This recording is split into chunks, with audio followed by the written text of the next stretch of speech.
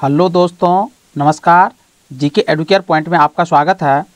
दोस्तों, आज हम लोग आधुनिक भारतीय इतिहास से जुड़े हुए एक टॉपिक को पढ़ेंगे। टॉपिक है अंग्रेज़ों के मैसूर से संबंध। तो चलिए, मैसूर राज्य के संदर्भ में और अंग्रेज के बीच क्या संबंध था, उनके बारे में जो तथ्य दिए गए हैं, उन तथ्यों को एक एक करके देखते हैं। तो आरंभ करते हैं।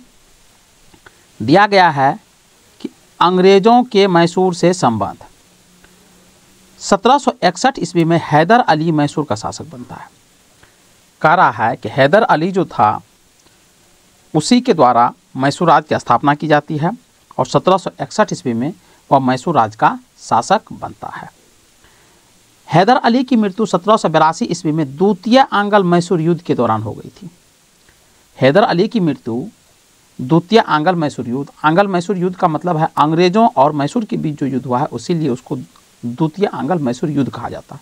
और द्वितीय का मतलब हुआ दूसरा मैसूर युद्ध, और ये युद्ध होता है 1782 में, और इसी युद्ध में हैदर अली की मृत्यु हो जाती है। क्योंकि मैसूर राज्य को लेकर के अंग्रेज बहुत ज़्यादा परेशान था और वह चाहता था कि किस प्रकार से मैसूर के क्षेत्रों पर उनका आधिपत्य कायम हो जाए। इसलिए वह मैसूर के साथ हमेशा उलझता रहा, और तब तक उलझता रहा जब तक वह मैसूर को ब्रिटिश साम्राज्य का अंग नहीं बना लिया। हैदर अली का उत्तराधिकारी यानी उसका पुत्र टीपू सुल्तान हुआ। हैदर अली की जब मृत्यु हो जाती है तो उनका पुत्र था टीपू सुल्तान, वही राजा बनता है, उत्तराधिकारी के रूप में वो सत्ता को संभालता है। 1787 ईस्वी में टीपू ने अपनी राजधानी श्रीपट्टनम में पादशाह की उपाधि धारण की। 1787 ईस्वी में टीपू सुल्तान, जो मैसूर राज्य की राजधानी थी श्रीरंगपट्टनम, वहाँ पर वो पादशाह की उपाधि धारण करता है और राजा बनता है। टीपू ने अपनी राजधानी श्रीरंगपट्टनम में स्वतंत्रता का वृक्ष लगवाया और साथ ही जैकोबिन क्लब का सदस्य बना। बहुत इंपॉर्टेंट प्रश्न है कि कह रहा है टीपू जो सुल्तान था, वह उसकी जो राजधानी थी श्रीरंगपट्टनम, वहाँ पर वह स्वतंत्रता का वृक्ष लगवाता है और जैकोबिन क्लब का वो सदस्य बन जाता है। कभी कभी क्वेश्चन भी पूछे गए जाते हैं कि जैकोबिन क्लब का संबंध निम्नलिखित में से किस राजवंश से था, तो मैसूर राजवंश से था। अब चलिए देखते हैं, कुछ प्रमुख युद्ध दिया है और वह युद्ध कब हुआ, वर्ष दिया है, और उस युद्ध के समय कौन गवर्नर जनरल थे उनके बारे में दिया है। तो प्रथम आंग्ल मैसूर युद्ध, 1767 से लेकर 1769 ईस्वी, गवर्नर जनरल के बारे में नहीं दिया गया है। द्वितीय आंग्ल मैसूर युद्ध 1780 से लेकर 84 ईस्वी, और गवर्नर जनरल था वारेन हेस्टिंग्स, इसके बारे में कहा गया है। यानी द्वितीय आंग्ल मैसूर युद्ध के समय जो गवर्नर जनरल था वो था वारेन हेस्टिंग्स, याद रखेंगे। तृतीय आंग्ल मैसूर युद्ध 1790 से लेकर 92 ईस्वी, और इस समय गवर्नर जनरल था लॉर्ड कॉर्नवालिस। और चतुर्थ आंग्ल मैसूर युद्ध 1799 ईस्वी में होता है, और इस समय गवर्नर जनरल था लॉर्ड बेलेजली। तो ये चारों जो मैसूर युद्ध है ये बहुत इंपॉर्टेंट है। ईस्वी के साथ साथ आप गवर्नर जनरल का जो कार्यकाल था उनको भी याद रखेंगे।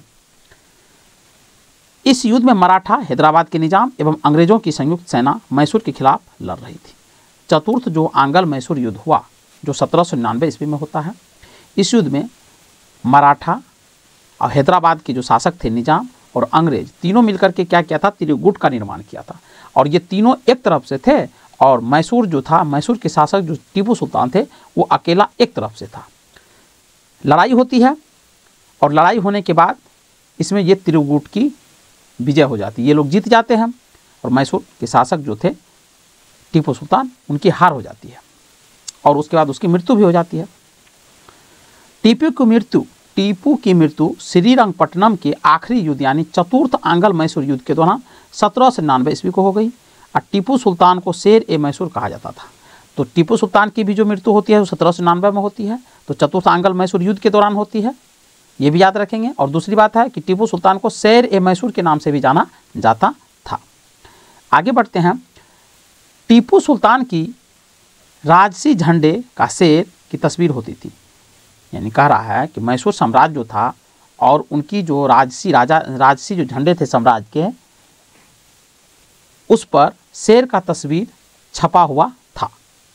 1760 ईस्वी में बॉन्डीबासा का युद्ध होता है, जिसमें अंग्रेजों ने सर आयरकुट के नेतृत्व में लाली के नेतृत्व वाली फ्रांसीसी सेना को पराजित करता है।